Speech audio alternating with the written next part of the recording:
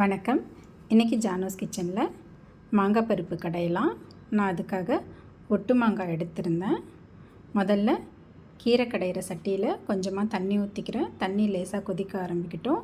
நான் 15 நிமிஷத்துக்கு முன்னாடி ஒரு கைப்பிடி அளவுக்கு பருப்பு ஊற வச்சுருந்தேன். அந்த பருப்பு அதில் சேர்த்துக்கிறேன். சின்ன வெங்காயம் ஒரு 10 போல் சேர்த்துக்கிறேன். மீடியம் சைஸில் ஒரே ஒரு பழுத்த தக்காளியாக கட் பண்ணி போட்டிருக்கேன். நான் அதில் ஒட்டு மாங்காய் எடுத்திருந்தேன். அந்த ஒட்டு மாங்காவை இந்த மாதிரி க்யூப் மாதிரி கட் பண்ணி போட்டிருக்கேன்.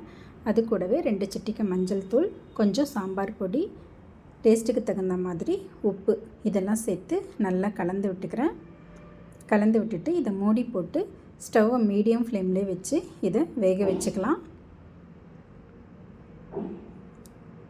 இப்போ நல்லா வெந்துடுச்சு. மாங்காவும் நல்லா வெந்துடுச்சு. பருப்பும் நல்லா முத்து முத்தாக வெந்திருக்கு. இப்போ இதை லேசாக இந்த மாதிரி கடைஞ்சி விட்டுக்கலாம். ரொம்ப மசிச்சிடாமல் லேசாக கடைஞ்சி விட்டுக்கலாம். இது அப்படியே இருக்கட்டும்.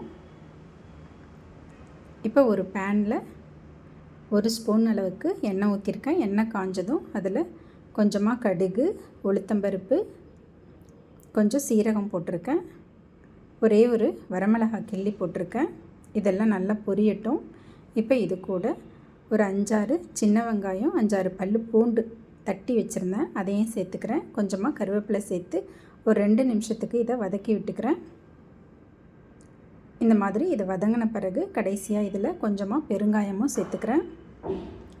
சேர்த்துட்டு ஒரு வாட்டி கலந்து விட்டுக்கலாம். கலந்து விட்டுட்டு அந்த மாங்காய் பருப்பில் சேர்த்துக்கலாம். சேர்த்துட்டு ஒரு வாட்டி கலந்து விட்டுட்டு இதில் இறக்கிறதுக்கு முன்னாடி கொஞ்சம் கொத்தமல்லி தழையும் சேர்த்துக்கலாம்.